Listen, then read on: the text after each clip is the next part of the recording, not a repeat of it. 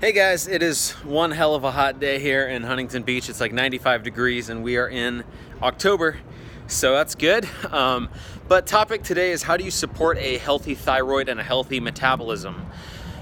Prolonged periods of dieting or low carb diets or extreme amounts of exercise can lead to metabolic slowdown. You basically can slow down your metabolism, and that results in you wanting to move less, you wanting to eat more, you wanting to basically your appetite goes up as well. Your leptin and ghrelin, which are your hunger hormones, get screwed up, and you tend to be able to very easily overeat. A lot of people have issues with binge eating once they've done prolonged periods of dieting. So what I would really recommend in this case, there's a few steps that you can take to manage your metabolism and to make sure that it stays healthy and that you're able to continually maintain a lean body rather than cut, bulk. You restrict and then you binge, and you restrict and then you binge. So instead of doing that and trying to diet really, really hard for a while and then you end up putting all the weight back on, there's a few things you can do that will really, really help you out in this case. The first thing that you want to do is you want to make sure that you are sleeping enough. So sleep is one of the most important things to take care of your thyroid. It helps your body recover, and it's going to keep your metabolism healthy. If you are chronically undersleeping, let's say you're getting anywhere less than 7 hours on a consistent basis.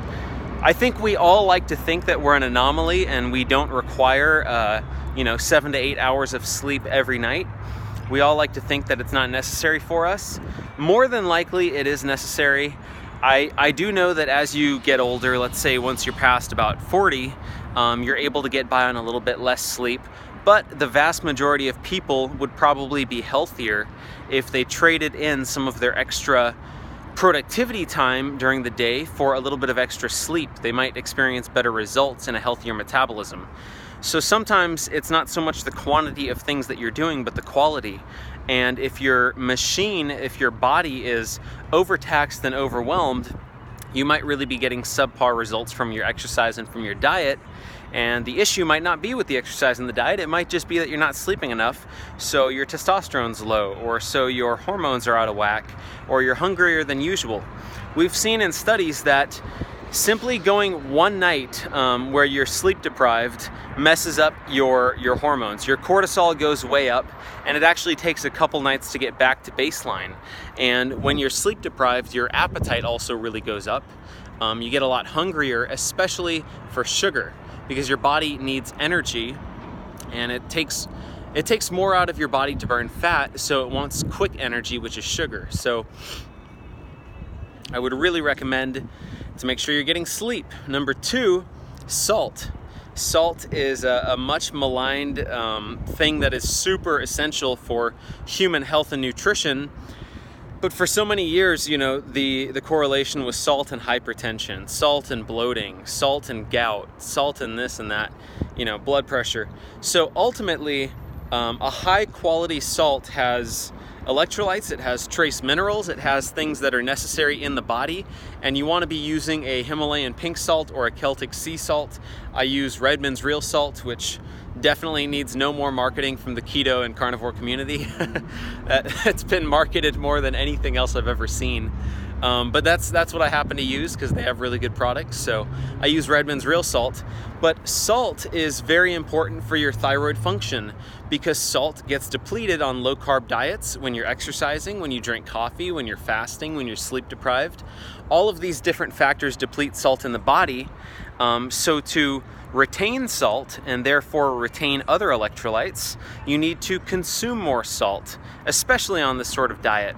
And there's some information out there that we may have ancestrally consumed a lot more salt than we do now, just due to the sorts of foods that we were eating, as well as fresh spring water, river water, things like that.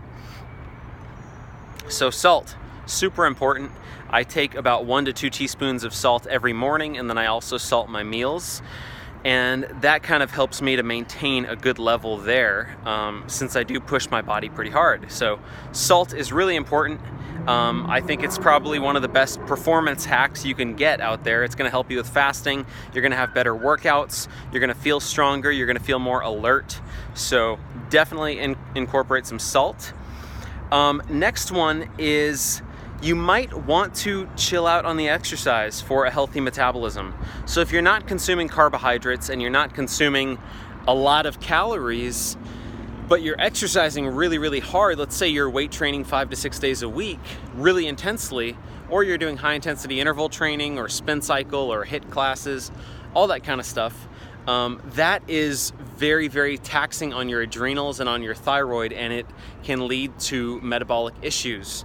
So I would really recommend in that case, you either need to incorporate carbs in the diet, or you need to eat a lot more, or you just chill out a little bit on the exercise. And I think the smartest thing to do in that case, unless you're a professional athlete or you're very competitive, the smartest thing there would be to just pull back a little bit on the frequency of the workouts. So maybe instead of training 5 to 6 days a week, maybe train 3 days a week. And on the other 3 days, go for a long walk, go for a hike, go for an easy swim. Do something that will open up your body and it'll get your blood flowing, and it'll be a gentle form of cardio, and it will help with active recovery, but it's not beating your body to a pulp every single day. So that's another thing that I would recommend. It's very important to, as I've been mentioning recently, to match your style of training to your diet.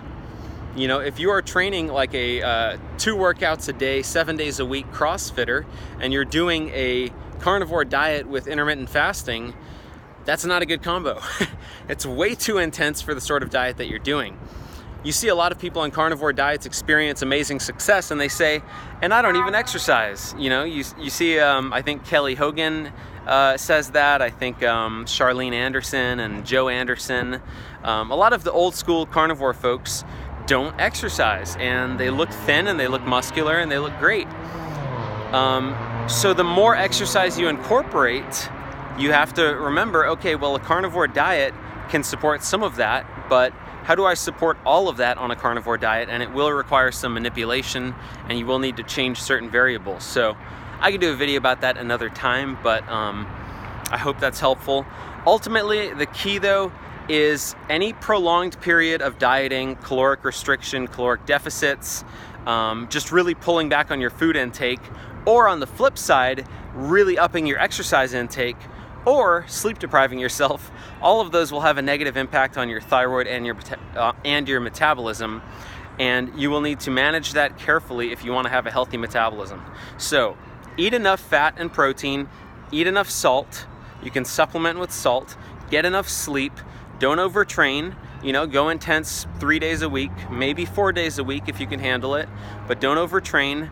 Don't over fast. Don't force yourself to fast by drinking tons of coffee throughout the day and thinking that you have to fast. It's probably better to switch out that extra cup of coffee for some fish and some beef and some liver or something healthy like that. So those are my thoughts, guys. It is scorching hot out here, and I'm gonna get out of this sun and get this video up for you guys. So hope that's helpful. Ultimately, taking care of your thyroid, your metabolism, will take care of a lot of issues down the line, so you can stop micromanaging all of the tiny details of how many calories, but how many grams, but what sort of cardio, and for how long. Well, maybe first things first, and let's just not slow your metabolism down by doing too much too soon. So that's my message for today. Hope it helps you guys out. The only reason I talk about this stuff is because I've done all of it. I've made every single mistake. I've failed at this stuff many, many, many, many times. I've done all of the stupidest things that I recommend not to do in these videos. So I'm just trying to share some information so that hopefully some of you out there that might be earlier on in the path or in your journey can avoid some of those pitfalls and not have to do some of the dumb things I did. So hope this is helpful for you guys. I'll see y'all in the next video.